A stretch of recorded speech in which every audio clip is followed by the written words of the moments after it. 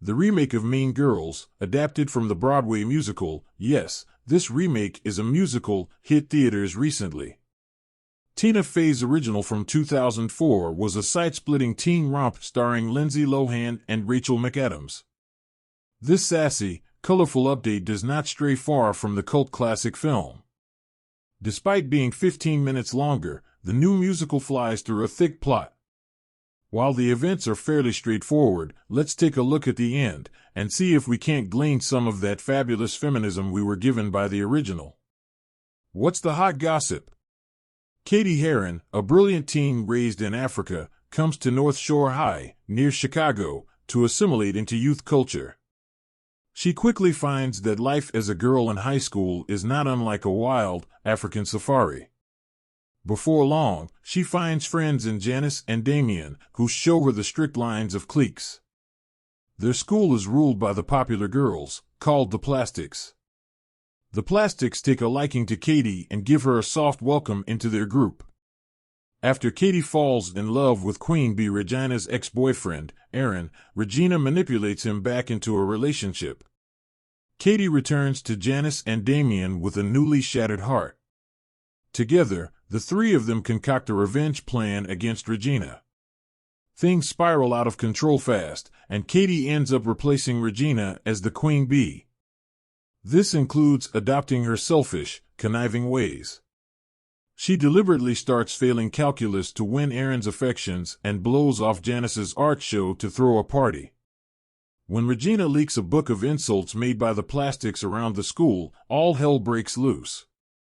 In order to stop the poison from spreading, Cady takes the blame, focuses back on her grades, and joins the mathletes.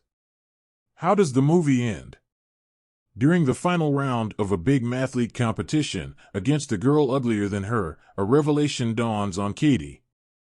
She realizes that looks, social status, and fashion don't matter as much as the literal problem in front of them. Therefore, why do people put so much focus on those external things that specifically put women at each other's throats? With a newly cleared head, Cady answers the calculus question to win the competition. The limit does not exist. Cady makes it to the school dance in her Letterman jacket just in time to be crowned Spring Fling Queen. With gasps from the crowd, she shares her revelation with the whole school, apologizing for the role she played in the toxicity.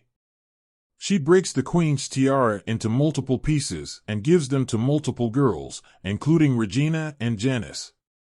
With relationships repaired, and Aaron feeling free to finally get to know the real Cady, the dance resumes, and all's right with the world. What does it all mean? Based on the plot alone, it would be impossible to distinguish the 2024 musical from the original film. Indeed, the remake does little to add to the story beyond some killer song and dance numbers. There are also smartphones, updated fashion, and jokes edited to be more current and a little less offensive. The main events, as well as the overarching themes, remain the same. The social issues women face can feel magnified in high school. What's even tougher, many of the socially imposed restrictions are often perpetuated and even weaponized by girls against girls. The film is a call to end that practice. We see Cady slowly become hypnotized by the glow of Western beauty standards and emotional manipulation. Janice becomes consumed by the desire for revenge. Regina proves that the bigger you are, the harder you fall. Ultimately, the story is a call to action. Women should be kinder to each other. They face too much adversity and intense scrutiny to use it against one another. This simple, beautiful lesson is why Fey's script did so well in 2004. The message of acceptance and inclusion is why a Broadway musical felt appropriate, and why it's still popular enough to get a film based on the musical that's based on the movie. While pretty straightforward, the message behind all the glitz and glamour of Mean Girls is worth heartfelt contemplation.